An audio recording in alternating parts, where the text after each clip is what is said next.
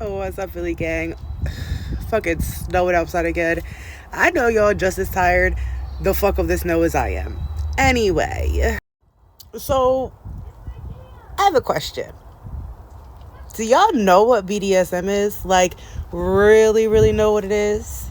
A couple people asked me about some of the topics I want to talk about, and I just realized a lot of y'all don't really know what that is. I know y'all be hearing it, y'all be thinking about tying people up, and there's so many different types of fucking BDSM relationships. It's not all about torture. I like some of that though. Well, aren't you glad you tapped in? So, for those of you who didn't know, BDSM stands for bondage, discipline, dominance, submission, sadism, and masochism. So I'm pretty sure a lot of y'all know what bondage is, but for the ones who don't, bondage is a form of play where you like to be tied up. You like to have your movement restricted. And discipline, you should know what that is too. Rules and fucking punishments. That's when your dom can use them to control you. Whether she tells you to do, he or she tells you to do something and you don't do it, just know there's a consequence to it. Dominance, showing your fucking authority over someone. Ugh, love it. I love showing my authority over someone. I love telling someone to do something and they do it without question, because that's a good boy. And sadism and masochism. So sadism are people who like to inflict pain on other people. Masochism, like to receive it. So that's like, me wanting to kick you in the balls and you liking to be kicked in the balls. It's a fun one too. There's so many different types of BDSM that it can go anywhere from light to a little extreme. There's also so many different types of damn relationships. You be thinking of BDSM and you think, oh, dominant and submissive. That's cool, One, tells the other one what to do. Not even close. Not even close. So let's talk about some, light BDSM stuff. You got blindfolding. You guys have, hair pulling, handcuffs. Maybe you guys, have been tied up or like to tie somebody up with a scarf or your tie. Guys, that's all type of BDSM play. Just saying. Like I said, there's other types too. You have power exchange. You guys have wax play and pain play. You guys have humiliation and CBT. Maybe you like edging.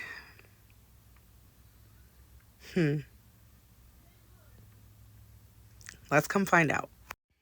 So before we talk about that, there are some things you do need to know about BDSM before you even get into it. So if you're just starting out, sit down and think about what you really want. First off, if you have a partner, sit down and have a conversation with them, because listen, if you want to try something, who's the best person to try it with? Do you want to be spanked? Do you want total power exchange? Like, you don't want to be in control anymore? Maybe you want to be tied up. You never know. But figure out exactly what you want to dibble and dabble in. And then, and like I said, if you're going to do it with your partner, that's cool. But if you're doing it solo dolo because you don't have a partner, Figure out if you want to do it in real life or if you want to just do some online sessions. And make sure you're comfortable with whatever you choose to do. After that, it's time to go shopping. Go to your sex store that's closest to you. After you figure out what you're into, you might need to go get some things. You might need a costume, some ropey rope. Maybe you need some new toys. You never know. Maybe you just want to go and see what the sex store actually has. That's always fun to do too. So I'm going to put you guys onto a couple websites just because, why not? Who's fucking gatekeeping nowadays? FetLife. FetLife is a amazing social media platform for all the kinky fetish BDSM things you have in mind. You also have fetish.com. You got Kink University and Kink Academy. They're also good places to go if you guys want to learn about some stuff, if you guys want to meet some more people. That's those websites. Check them out. So, after you guys, figure out what you want to do, get your little things that you need to get, let's talk about the other side. Let's talk about consent. Let's talk about safe words. Let's talk about aftercare. Those are all important things that you guys need to discuss with your other person, your dom, your partner, mistress, whoever they are. You guys need to have these conversations. These conversations are super important, and it keeps everybody on the same level. It lets everybody know where everybody stands. Consent and making clear boundaries. Whether it's a formal, a verbal, make sure you guys have an agreement between the sub, dom, whatever y'all relationship is. Make sure you guys have an agreement where you guys both agree to the contract.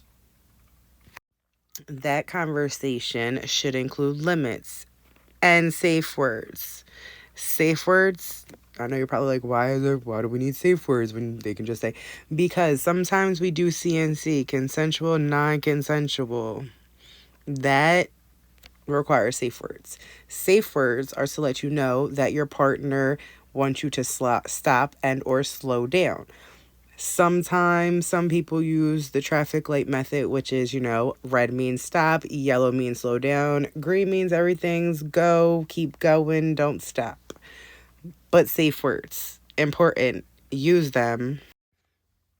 And aftercare, bro, I don't care what anybody says. Even normal people like aftercare. Even normal people like cuddling after getting their head knocked through the wall. I'm sorry, it is what it is. So yeah, when you're done having a scene or a scenario or y'all are done playing, aftercare is important. Whether it's showering together, whether it's cuddling, whether it's going to eat because y'all done fucked out all y'all energy. It's important for aftercare for you guys to show each other y'all still into each other after y'all are done doing whatever y'all just got done doing. When y'all think of BDSM, what kind of relationship comes to your mind? I know you're probably like master slave or dom and sub. Yes, those are the classic BDSM relationships, but there are so many more. So let's talk about it. So everybody knows that a dominant and sub relationship. Okay, let me not say everybody, because if you're tuning in, this is probably really new to you. So a master slaves, dom sub relationship is usually when one person's dominant and one person is a submissive. It's usually, the dominant partner is the one who has the control and the submissive is the one who's willing to obey and listen. But sometimes roles can be changed, and that's where a switch comes into play. A switch is a person who can be dominant and or submissive. That kind of depends on the person or the scenario that they're in. Most people are switches. Just saying. From what I've seen, most people are switches. Role play is a big thing in BDSM. Mainly because a lot of things involve role playing. You have anything from like doctor patient to handyman housewife, inmate and guard. But then you have things, like daddy and baby girl. You have things like cuckolding. You have things like erotic asphyxiation and total power exchange. So it can go in between, there's kind of different things in BDSM. So we're just going to talk about a couple of them, just a couple. So I'm not going to lie, we're going to start off with my favorite because why the fuck not? Female-led relationships. This is usually femdom, cuckold, findom. Bitches, yes, get it. Get it. Let's listen. Power exchange. Listen, it's time for us to be in control. Any female who does a female-led relationship in BDSM, listen, I understand, girl. I understand. But no, seriously though. So female-led relationships, as it sounds, is usually when females are the ones that are the dominant ones. So those relationships are cuckolds, findom, like I said, femdom, cuckolds. I love cuckolds. They're my favorite. They can be done online or in real life. Cuckolds are when a man likes to be humiliated by watching his girlfriend, his wife, a girl he has a crush on, be intimate with another person, have sex, go on a date, whatever the case may be. Cuckolds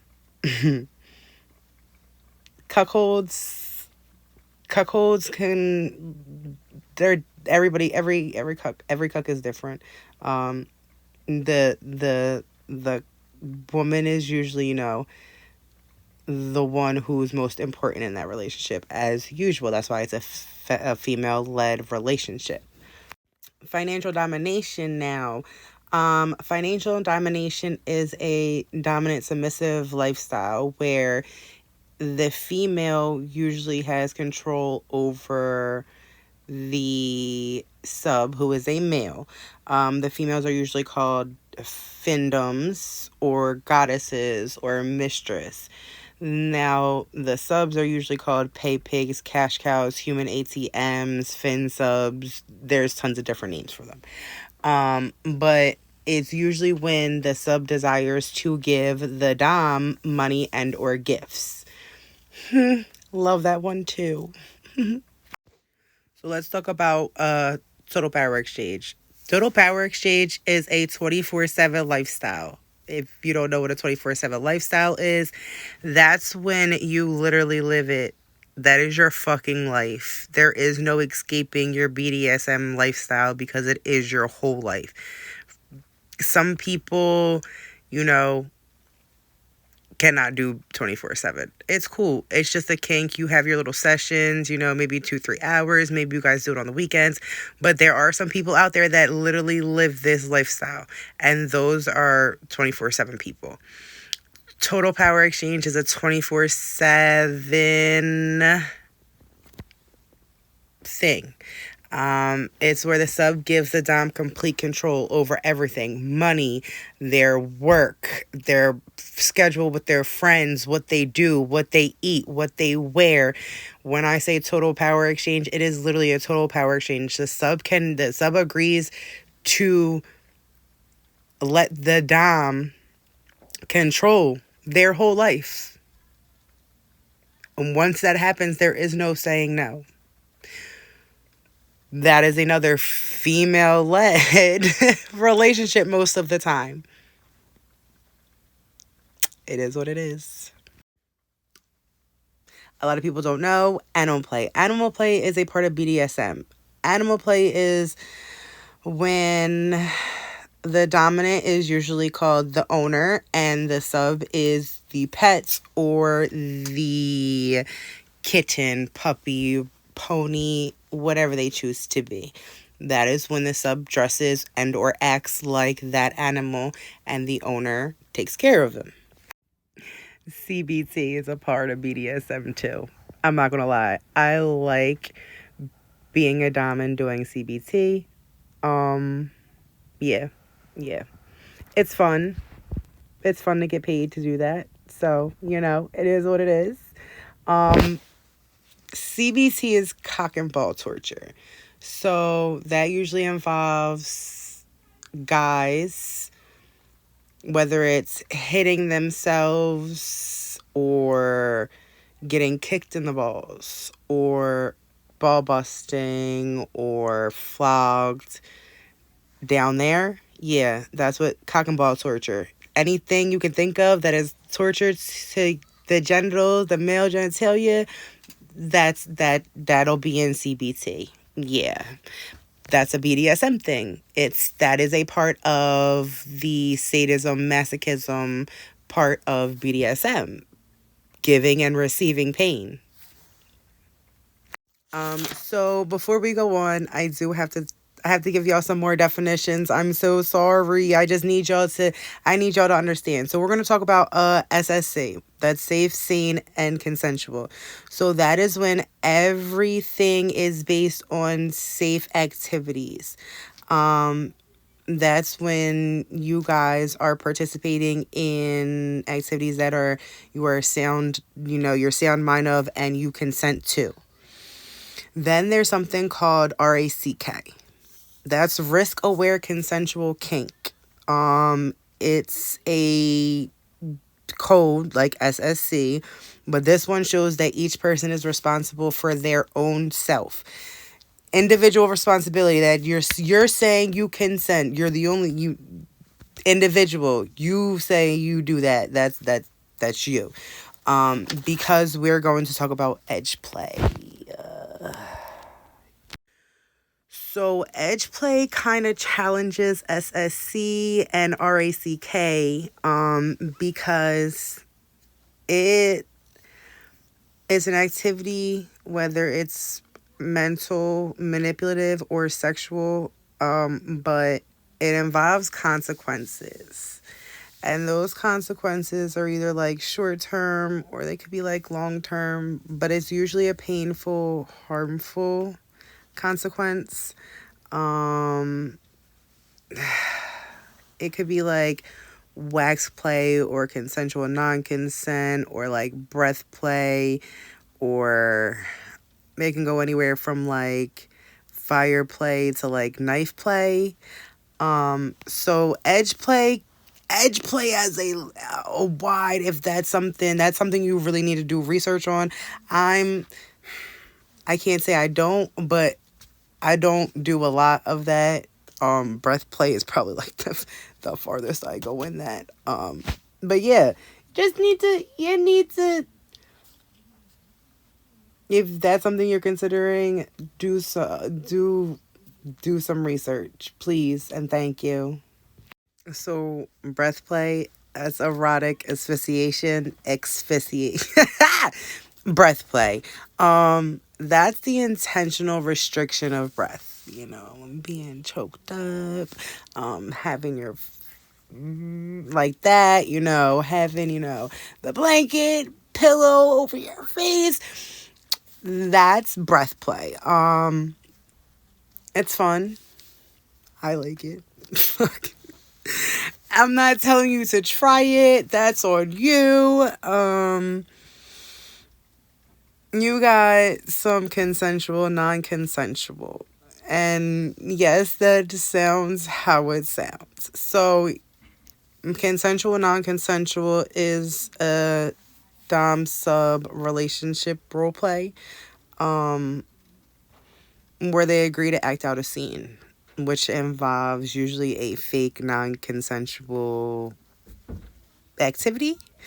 Those are usually like rape play. Yeah. I'm not gonna lie, I've heard it helps with trauma. I've heard it helps with trauma. That's all I'm saying. You can look into it, you cannot, but I heard it helps with trauma. Um, we got key holders. I loved being a key holder. So key holders, that's a relationship where usually the sub is in a chastity and or a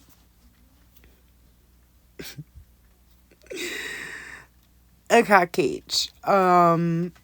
Whether y'all meet in real life, y'all go and buy it, he locks up, you take the key, or he buys it, locks up, sends you the key, you hold on to the key, he no longer has control of touching it.